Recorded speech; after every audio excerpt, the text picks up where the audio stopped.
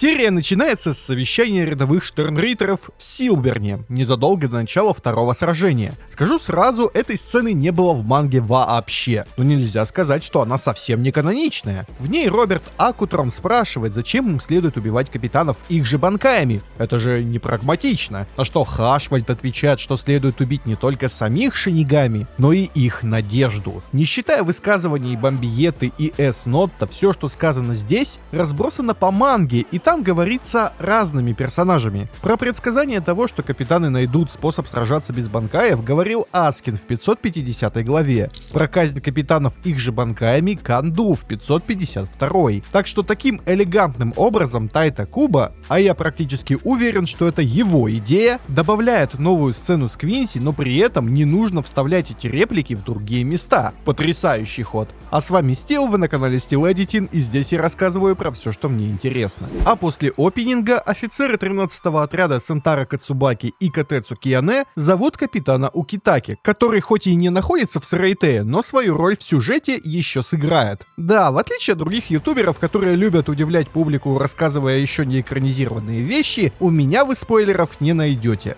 Укитаки в манге показывали, а вот когда главнокомандующий Киараку стоит с Нанао в бывших бараках первого отряда, есть изменения. Во-первых, монолитные стены из манги превратились в колонны, а во-вторых, возможно, это проблема перевода манги, но в самой распространенной русской версии Киараку просто говорит, что не ожидал такого подвоха от Квинси. В аниме же он расширяет свою мысль, говоря о том, что надеялся, что у них будет территориальное преимущество, и сражаться они будут на своей земле. Далее нам показывают Яхве, который рассказывает, как они хитро спрятались в тенях Сарайтея, сбежав из мира живых, причем в аниме упущен кусок фразы про то, что Сарайтей не был защищен. Все хорошо, вот только бой, который нам показывали 1000 лет назад, происходил в самом Сарайтее. Стало быть, они сбежали в мир живых, а потом снова обратно в Сарайтей? Как-то это слишком сложно. Буду рад узнать ваше мнение в комментариях. Следом нам показывают лабораторию 12-го отряда, где Хиосу паникует. В манге паника длилась дольше, на целых 2 страницы. И там он успел еще и поораться с Аконом на тему того, что датчики показывают, что Сарайтей внезапно исчез. Само двойное объяснение Аскина и Хашвальда на тему того, что происходит, не претерпело изменений. Разве что в манге во фрейме с Аскином нигде нет льда, который и отличает Силберн от Сарайтея. Неужели косяк Тайта Куба? Идем дальше. Диалоги Хашвальда и Киараку, как и Маюри и Аскина, не претерпели изменений. Разве что вы только послушайте, как цокают каблучки этого ученого. Услада для ушей. Далее нам буквально пару секунд показывают, как рядовые шинигами сражаются с Квинси. И чтобы как-то скрыть слабую анимацию в аниме, камера очень сильно трясется. Это оставим на совести аниматоров, потому как начинается бой Баз Би и капитана Хицугаи. Здесь резанули фразу База о том, что Сарайтей теперь их территория. Зато его показали командиром и добавили момент, где он приказывает рядовым Квинси атаковать. Их диалог не претерпел изменений, разве что в манге силами переводчиков на русский Баз Би называет Хицугаю капитаном Сосулькой. Жаль, что, скорее всего, никто не воспользуется этим достойным мема-прозвищем. Затем нам показывают Омаэду, который сидит теперь не в своем особняке, а хрен пойми где. И здесь очень обидная вырезня.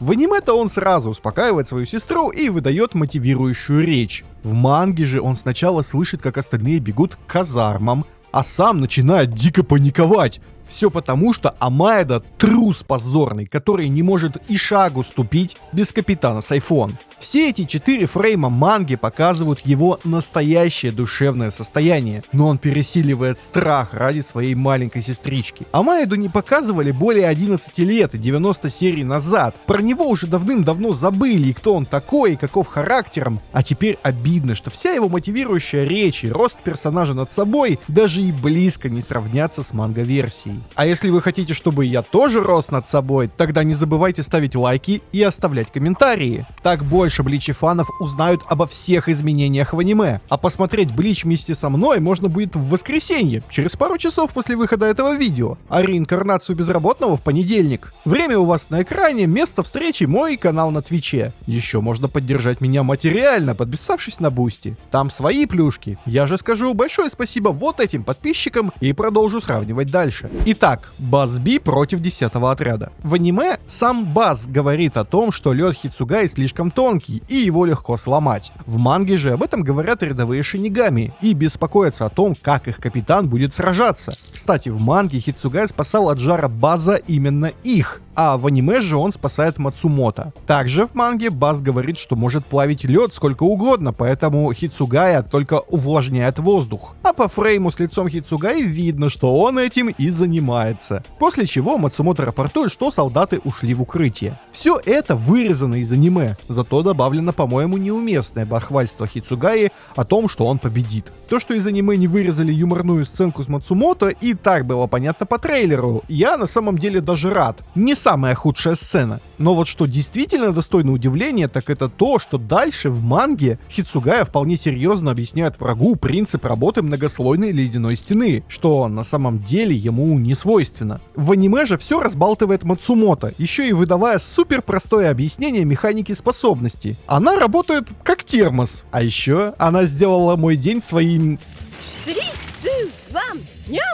Она просто королева этой серии. Но следующий момент я должен отметить. В манге о том, что капитан победил и что даже без банкаев можно противостоять Квинси, кричат солдаты 10-го отряда. Хицугая же серьезно молчит, и только Мацумото купается в лучах славы. В аниме же бахвалится сама Мацумото, а Хицугая даже улыбается, что еще раз ему не свойственно. Затем нам снова показывают бараки первого отряда, и в диалоге Нанао и Хашвальта после постановки барьера убраны мысли первого после Яхвы Квинси о природе разработанного Кида. А когда Нанао хвалится, что ее выбрали лейтенантом за ее успехи в Кида, в манге Киараку отпускает похабную шуточку о том, что вовсе не за это, а Нанао его одергивает. В аниме же Киараку говорит эти слова очень серьезным тоном. 私は軌道の際のみで副隊長に任せられた身。寂しいこと言わないんだよ。 И эта маленькая зацепка прошлого Нанао и Киараку раскроется только через серии, примерно 20. А вот сцена с BG-9 и Амаэдой сильно изменена. В аниме Амаэда получает удар 3 штырями в плечо. Марио сидит возле брата. И тогда робот решает напасть на нее вместо Амаэды, и тот закрывает девочку от удара своей спиной. А потом приходит Сайфон и эпично отрывает половину минигана. Причем видно, что BG-9 все-таки успел сделать очередь. Тогда совершенно непонятно, почему в руках у Сайфон пули вместе с гильзами. Он же выстрелил. Следовательно, она должна была поймать только пули. Снова дурость от аниматоров. В манге же вся сцена длится куда дольше, почти половину главы и намного кровавей. Начнем с того, что робот просто швырял Амаэду об стены, не причиняя особого вреда.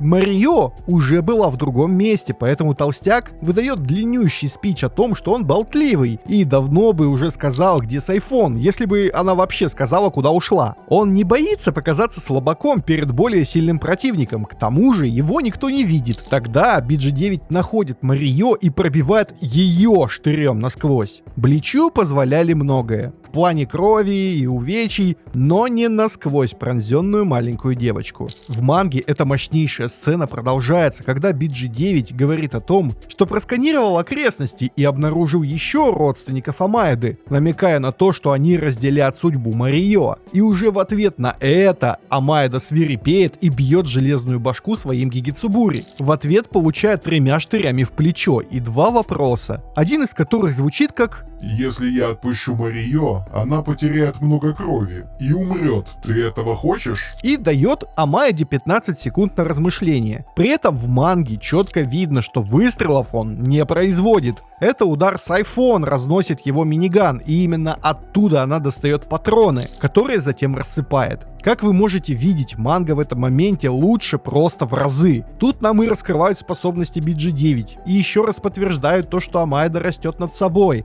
Ведь он не сдался, даже получив несколько ран. Он все равно замахивается своим Занпакто, чтобы спасти свою сестру. Я, конечно, не фанат пронзенных девочек, но сцена, когда робот находит среди десятков домов Марио и шантажирует ей, куда сильнее аниме-адаптации. Ну и нет глупости со стрельбой из минигана. С этим разобрались, идем дальше. А дальше все объяснения из манги, как работает сюнка, вырезаны и перемещены в карточку посередине серии. Так что не буду на этом заострять внимание. Разговор Аскина с Майюри особо не изменился. Разве что, как я и говорил в начале этого видео, фразу Аскина отдали Хашвальту. Зато Аскин говорит про то, что если это было предсказано Яхве, то дела Шинигами плохи, чем дает еще одну наводку на силы императора Квинси. Далее нас переносят к 10-му отряду, и тут про победу капитана Сайфон в аниме также вещает Мацумото, а не рядовые шинигами. В общем, Базз Би еще жив. И в аниме вырезана паническая фраза рядовых шинигами о том, что как он остался жив, если Хицугая проткнул его своим льдом. А Базз еще и сетует на то, что эта атака порвала в клочья его плащ. Да, по нему видно, что для него имидж все, жажда, ничто. Еще из аниме зачем-то вырезали объяснение Базз Би о том, что он и еще 2 Штерна попали под пламя Ямамото и остались живы именно потому, что его огонь сильнее пламени старикашки.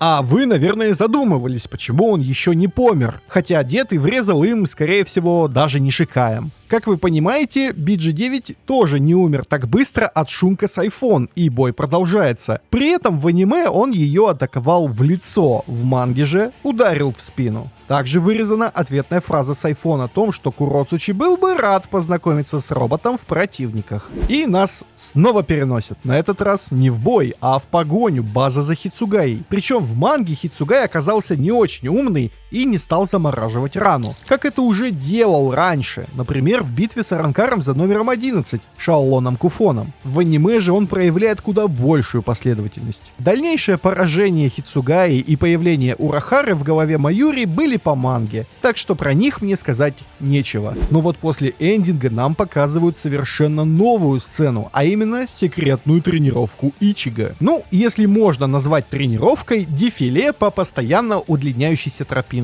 Ичибей же, сидя у себя во дворце, зачитывает не то заклинание, не то молитву, и если дослушать молитву до конца, то можно узнать новый термин, еще ни разу не появлявшийся нигде, ни в манге, ни в новеллах. Иразусандо. Санда — это дорога или тропинка к синтоистским святилищам. Обычно мощеная гравием или камнями, что видно в серии. Так же, как одной из границ этого пути являются тории, врата, символ синтоизма и один из символов Японии. Их тоже можно было увидеть в начале и в конце пути, который должен пройти Ичиго. И разу же здесь означает «нет входа», то есть полное название «нет входа на путь к святилищу». Вот только полное название чего? Как один из вариантов, полное название этого места, где оказался Ичиго. Это самый логичный вариант. Либо же название этого ритуала, но при этом Ичибей в заклинании утверждает, что пройдя по этому пути, капли дождя наполнят сосуд, который идет по пути. Но при этом, если сосуд поддастся тяжести капель, то он превратится в камень и источится в пыль. И глядя на столько камней по пути Ичиго, возникает резонный вопрос.